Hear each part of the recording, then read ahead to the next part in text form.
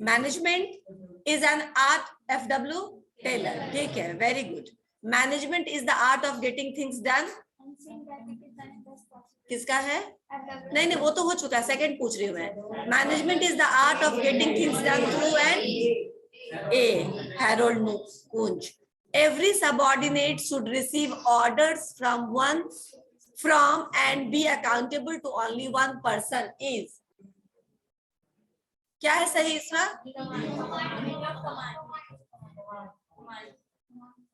Answer बोलो, बोलो, तुमसे पूछ रही हूँ। अभी देख के बोलो ना, याद करने की क्या जरूरत है, समझने की बात जरूरत थी ना इसको। किस किसने रट्टा लगाया है इसको? तुम्हारा सेट बी था, ये भी याद नहीं है सेट बी था या ये था, तब तो तुमने पक्का छापा है। खुद के दिमाग से जो लिखेगा उसको याद रहेगा ना, सेट ए था या बी था। बताइए इसका आंसर क्या होगा तुम लोग बॉयज? यूनिटी ऑफ कमांड होगा। यूनिटी ऑफ डायरेक्शन किसने लिखा है? यूनिटी ऑफ डायरेक्शन लिखा है? यूनिटी ऑफ डायरेक्शन नहीं है, यूनिटी ऑफ डायरेक्शन है taking all the efforts towards one goal.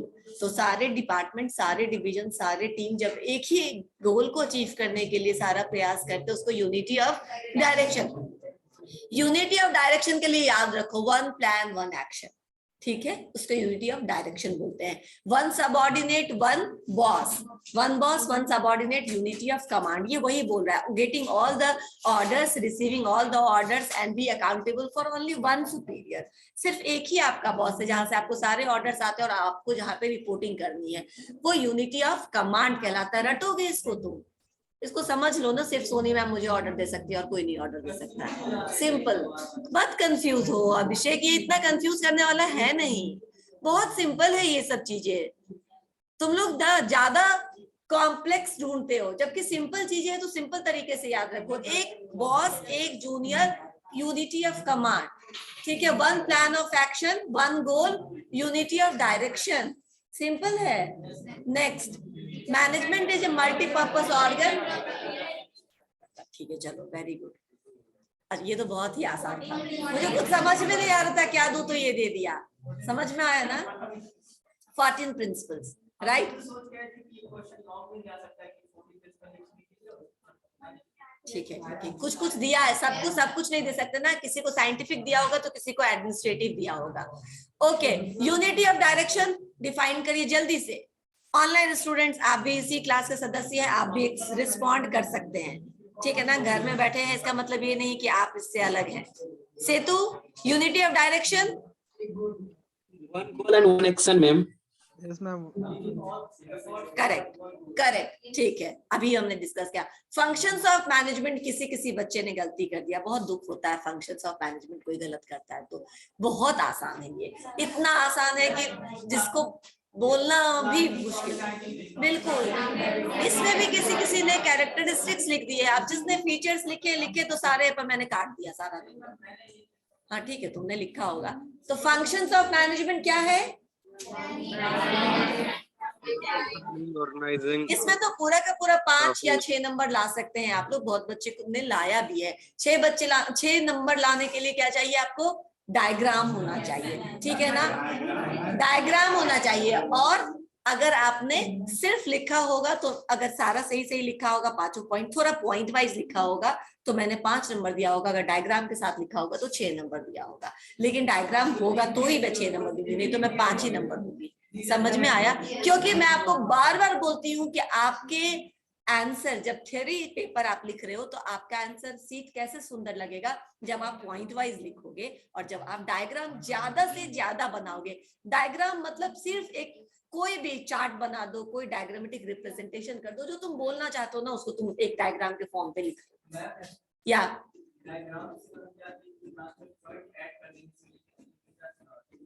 उस सबसे कुछ नहीं होने वाला है, उस सबसे सिर्फ 5 ही नंबर आने वाला है, ठीक है ना। क्योंकि मैं बार बार बोलती हूँ कि डायग्राम बनाओ, ठीक है ना, फ्लो चार्ट बनाओ, एक सर्कल बना के कुछ प्रेजेंट करो। नेक्स्ट, फंक्शनल फोरमैनशिप बनाया होगा तो इसको भी पूरा।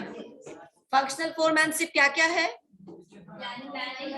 प्लानिंग प्रोडक्शन प्लानिंग और प्रोडक्शन डिपार्टमेंट के 4 डिफरेंट जो फोरमैन्स हैं जो अपने अपने एक्सपर्ट एरिया को लीड करते हैं, उसको हमने फंक्शनल फोरमैनशिप कहा था, यानी हमने नहीं, साइंटिफिक मैनेजमेंट में एफडब्ल्यू टेलर ने कहा था। क्लियर है? कोई कंफ्यूजन है? नहीं ना? नहीं ना, बिल्कुल नहीं। मतलब ऑनेस्टली मुझे बोलो, अगर है तो बोलो है, नहीं तो नहीं, ठीक है ना? अच्छा लगता है नहीं बोलते तो, क्योंकि बाकी सारे बच्चे बोलते हैं है। हाँ, बाकी सारे बच्चे बोलते हैं, आप जब बताते हैं तब तो समझ में आता, आप चले जाते हो तो भूल जाते हैं। तो all the time I can not से ना, आप थोड़ा अटेंटिव रहिए, क्लियर होगा। मैं तुमको जितना एफर्ट लगा के पढ़ा रही हूँ, इतना ही एफर्ट से बाकी क्लासेस में भी पढ़ा रही हूँ, लेकिन रिस्पॉन्सेज बहुत पॉजिटिव कभी कभी नहीं आते हैं, ऐसा नहीं कि हमेशा नहीं आते, कभी कभी जैसे कि नहीं समझ में आता है ना, ठीक है? कभी कभी बोलते कहानी की तरह लगता है। तो मेरा मानना ये है कि अगर आप कहानी की तरह पढ़ते हो तो आपको ज्यादा लंबे समय तक याद रहता है, क्योंकि कहानी हमको ज्यादा याद रहता है, किताबें हम भूल जाते हैं, है ना? लेकिन कहानियां याद रहती है, तो इसीलिए अगर आपको कहानी जैसा लगता है तब तो और अच्छी बात है, आप इसको ज्यादा रिटेन कर सकते हैं। नेक्स्ट है function of middle level management. इसमें तो थोड़ा दाएं बाएं भी लिखा होगा तो मैं नंबर दे दूंगी, ठीक है ना? मतलब अगर 2-4 फंक्शन टॉप लेवल का भी ले लिया होगा तो ठीक है ना, इतना कोई प्री डिफाइन नहीं होता। कुछ कुछ तो ये कर ही लेते होंगे उनका भी काम, कुछ कुछ तो लोअर मैनेजमेंट का भी काम कर ही लेते होंगे।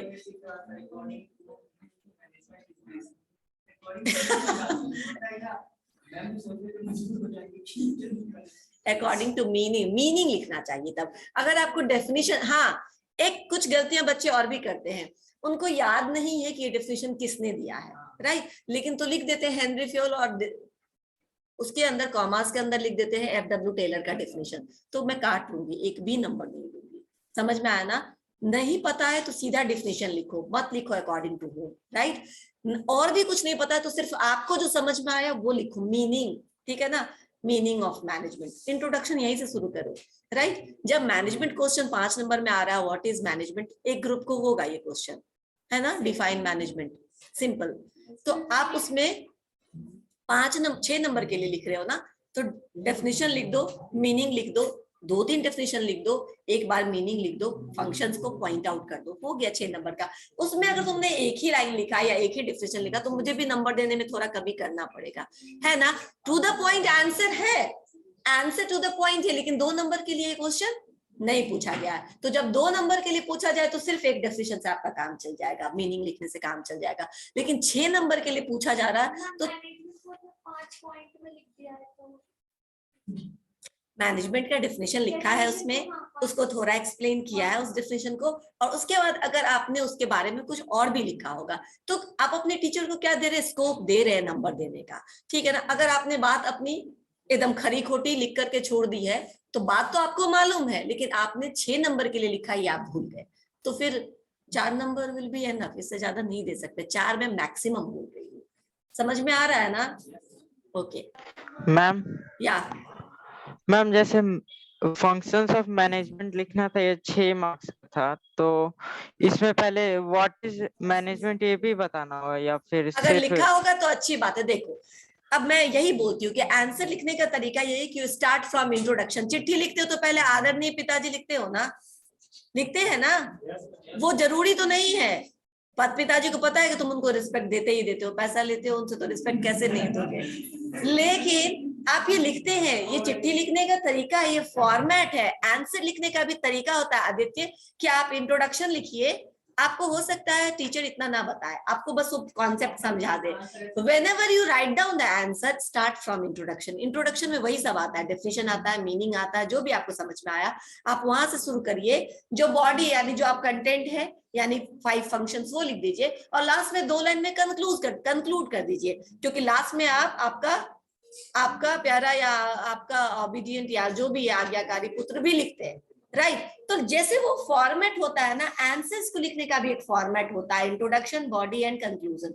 ये ध्यान रखो हमेशा। अभी अगर मिस करके तो कोई बात नहीं, आगे से ध्यान रखना कि किसी भी चीज को ओपन किया जाता है तो एक इंट्रोडक्शन के साथ किया जाता है, बीच में फिर कंटेंट लिखा जाता है और लास्ट में फिर कंक्लूजन लिखा जाता है। अच्छे स्टूडेंट्स ऐसे ही अपना आंसर प्रेजेंट करते, वो ना कोई स्कोप नहीं छोड़ेंगे एक भी। विवेक म्यूट कर लो।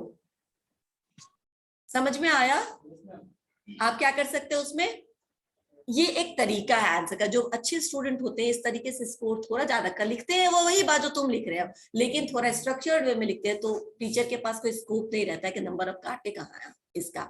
ठीक है, और टीचर भी मेरे जैसा टीचर, ठीक है। नहीं, अभी यही मैं बताने वाली थी आपको, अभी मैं आपको यही बताने वाली थी कि टीचर का क्या। एग्जाम से दिन पहले 15 तारीख के रिवीजन में बताया था ना, बिल्कुल, किसी ने पूछा था और मैंने हाँ, तो 15th के रिवीजन में भी मुझे याद है मैंने ये सब बताया था कि क्या क्या है ये रिसोर्सेज। अभी क्लियर हुआ? ठीक है, ये हो गया साइंटिफिक स्टडी ऑफ वर्क। बस इंपॉर्टेंट पॉइंट बोल दो ma'am. The non financial type of motivator इसका इनकरेजमेंट होगा ना? आते हैं, सेट बी पे है ना। चलो, सेट बी किसी के हाथ में है यहाँ पे क्वेश्चन? ठीक है, मैं ढूंढ लेती हूँ, मेरे पास होगा। ओके, सबसे पहले साइंटिफिक स्टडी ऑफ वर्क बताओ जल्दी से तुम लोग। Motion study, fatigue study. Motion study, fatigue study, time study and method study, चारों को एक्सप्लेन किया है तो पूरे नंबर दूंगी। ठीक है, उसके बाद है 5 प्रिंसिपल्स ऑफ साइंटिफिक मैनेजमेंट, 5 पूछे हैं, लिखे हैं आप लोगों ने, very good. And importance of management, बहुत सिंपल, जो कुछ नहीं पढ़ के आया था उसके लिए ये क्वेश्चन दिया था। ठीक है ना, जो पढ़ के आया होगा वो ऊपर का दोनों लिखेगा, जो नहीं पढ़ के आएगा वो इंपॉर्टेंस ऑफ मैनेजमेंट लिख देगा, क्योंकि कुछ भी लिखेगा तो नंबर उसको आएगा, ऐसे टाइप क्वेश्चन है। ठीक है ना, ये सब होता है बचाने के लिए, बच्चों को बचाने के लिए ऐसे क्वेश्चन पूछा जाता है। ओके, ठीक है, अब दूसरा सेट बी पे चलते। सेट बी भी होना चाहिए मेरे पास, अभी मुझे मिल नहीं रहा था। नहीं नहीं नहीं नहीं,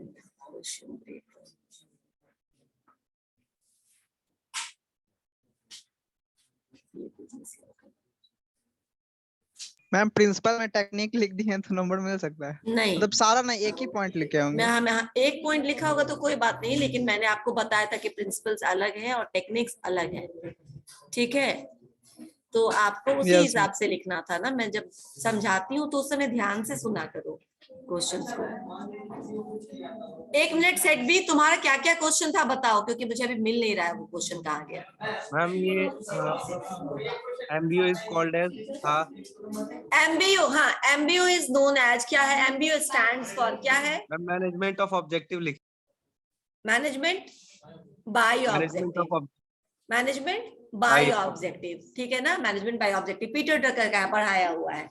चलो, इसीलिए मैं उसको बोल रही थी कि तुमको तो बहुत पढ़ाया, तुम कैसे बोल रही हो कि नहीं पढ़ाया। मैम दूसरा है under Okay. Mechanism of scientific management, scientific task setting in, फिर से बोलो, क्या है question? Under mechanism of scientific management scientific task setting includes. तो इसमें दिया था ma'am option time study, motion study, method study, all of the above, all of all of the above yes, किया मैम। ठीक है, यस। और The scientific non-financial task type of includes all of the motivator. Above, या The non-financial type of motivator would be, हाँ, non financial, जहाँ पैसे का involvement नहीं हो लेकिन आप मोटिवेटेड फील कर रहे हो। ऑप्शन बोलो तुम। Ma'am encouragement, freedom, recognition, all of the above. हाँ, all of the above. Recognition मतलब आपके मेहनत को पहचानना, ठीक है, आपको अप्रिसिएट करना। फ्रीडम मतलब आपको फ्री हैंड देना कि आप जैसे चाहते हैं वैसे काम करिए। और इसका all of the above. All of the above होगा, बिल्कुल। ये सारे हैं मोटिवेशन, सबसे मोटिवेशन मिलता है और सारे नॉन फाइनेंशियल मोटिवेशन है, राइट। इसके बाद का पढ़ो। The system approach. इसका ऑप्शन है ma'am encourage manager to view the organization both as whole and as part of larger. ये राइट आंसर है। सिस्टम अप्रोच यही- याद है ना, एक्सटर्नल एंड इंटरनल एनवायरनमेंट, और दोनों इनपुट डालते हैं, प्रोसेस होता है, आउटपुट। याद आ रहा है वो डायग्राम जो मैंने बताया होगा? याद आ Yes, रहा है? Input, process, output. आउटपुट जाता है एक्सटर्नल एनवायरनमेंट में, फीडबैक आता है, और इनपुट हम लेते हैं एक्सटर्नल एनवायरनमेंट से। तो एक ऑर्गेनाइजेशन जो है वो खोल होता है दोनों का, बिगर ऑर्गेनाइजेशन, बिगर एनवायरनमेंट का भी पार्ट है और इंटरनल एनवायरनमेंट का भी पार्ट है, इसीलिए उसे सेट एज ए होल बोलते हैं। सिस्टम अप्रोच ऑर्गेनाइजेशन को external environment and internal environment का कंप्लीट पार्ट बनाता है। समझ में आया? इसीलिए फर्स्ट जो है वो सही आंसर है इसका। यस, सिस्टम अप्रोच में पढ़ा चुकी है आपको। और In क्या what है क्वेश्चन? चलो बोलो। In what order do manager? In what order ये do तो बहुत manager सिंपल है, typically perform to? बिल्कुल। हाँ ma'am. In what order typically manager typically perform their Managerial function. Managerial functions. Simple है, planning,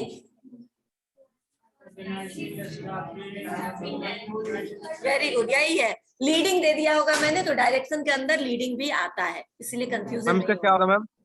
planning, organizing, leading, controlling. Planning, organizing, staffing. Leading है तो leading, directing है तो डायरेक्टिंग, कंट्रोल। यही होगा राइट आंसर। शायद शी है आंसर ऑप्शन में, है ना? सी ही था शायद आंसर। ठीक है, और बोलो। ये तो सिंपल है, जैसे आपको फंक्शंस पढ़ाया वही सीक्वेंस है। मैम इसके बाद है fill in the blanks. Individual और group interest must be surrounded to dash interest. बताइए क्या लिखा आपने? जनरल लिखा। General interest. जनरल इंटरेस्ट भी सही है, ऑर्गेनाइजेशनल इंटरेस्ट भी सही है, ठीक है ना? ऑर्गेनाइजेशन के इंटरेस्ट के लिए इंडिविजुअल के इंटरेस्ट को सेक्रीफाइस कर सकते हैं, या जनरल मतलब भी सबके लिए, ठीक है? दोनों ही सही होगा। और क्या लिखा है? और फिल इन द ब्लैंक्स बताओ। Dash to be replaced by rule of science to improve the standard of dash to be performance. Replaced by rule of science. इसके आंसर में बहुत सारे बच्चे ने थंब लिखा है यार। अब मुझे समझ में आया कि नंबर दूं या काटूं। Rule of thumb is the right answer, ठीक है ना? रूल ऑफ थंब भी लिखा होगा तो पूरे नंबर दूंगी। Guess work should be replaced by rule of science तो भी सही, पूरे नंबर दूंगी। इंट्यूशन शुड बी रिप्लेस, या ट्रेडिशन एंड कस्टम्स, या ओल्ड वेज, ठीक है ना? सबका मतलब एक ही है। चलो तो वो सही है, लेकिन बहुत सारे बच्चों ने सीधा थंब लिखा है, उसमें क्या नंबर दूं? Thumb should be replace. Thumb ma'am का थंब मतलब रूल होगा ना? मैम थंब रूल होगा ना? थंब रूल बोलो या रूल ऑफ थंब बोलो, लेकिन बहुत सारे बच्चे ने आंसर में थंब लिखा है।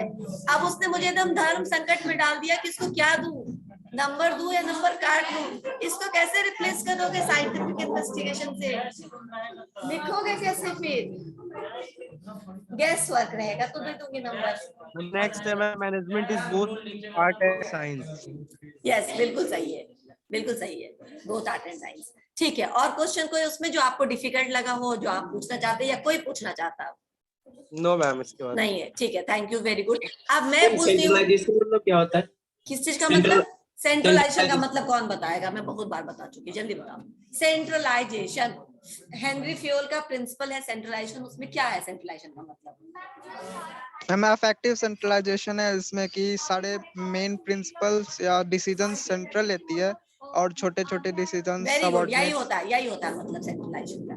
शाबाश, यही होता है, ठीक है। सेंट्रलाइजेशन का मतलब होता है टॉप लेवल पे सारे इंपॉर्टेंट डिसीजन लेना, और जो थोड़े कम इंपॉर्टेंट होते हैं, सेकेंडरी इंपॉर्टेंस के होते हैं। आप लोग को पता है ना? स्केलर चिन्ह बता दीजिए क्या होता है।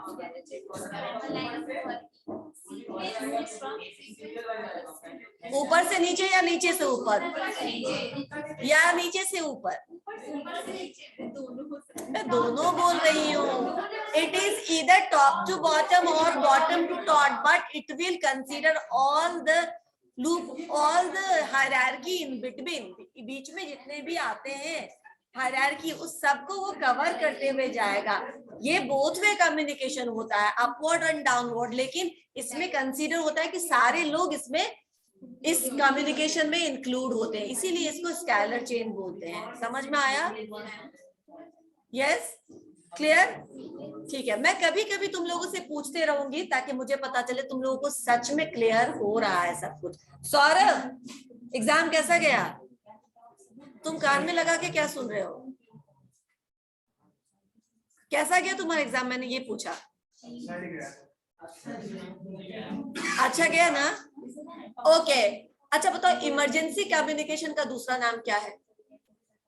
इमरजेंसी कम्युनिकेशन का दूसरा नाम क्या है? कौन बता सकता है? इमरजेंसी नहीं, नो ऑप्शन।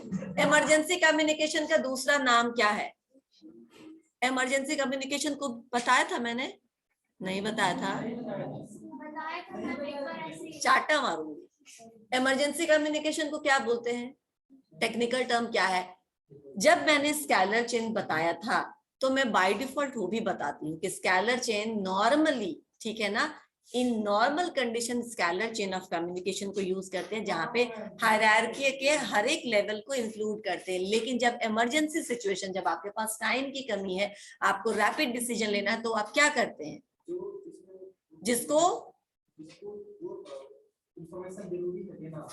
सीधा उसको देते हैं। इस कम्युनिकेशन को क्या बोलते हैं? अब मैंने ऐसी गलती की होगी कि ना बताऊं आपको?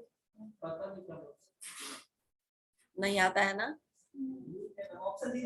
No no answer. Online student क्या बोलते हैं इमरजेंसी कम्युनिकेशन को? जल्दी बोलो, जल्दी बोलो, गूगल सर्च मत करो। नहीं, सब लोग मेरी तरफ देख रहे हैं, जिनका ऑफ हो गया उनसे नहीं पूछ रही। बताइए जल्दी, सेतु नहीं पता? नहीं पता मैम। हम भूल गए। गैंग प्लैंक, इतना आसान नाम कैसे भूल गए? Gang plank communication, gang plank communication. Yes ma'am. जो इमरजेंसी कम्युनिकेशन होता है उसको गैंग प्लैंक बोलते हैं। पढ़ाया था? नहीं तो बोल देते सबसे पहले कि नहीं पढ़ाया था ना, मतलब आप जानिए, राइट? चलिए अटेंडेंस बना लेते हैं।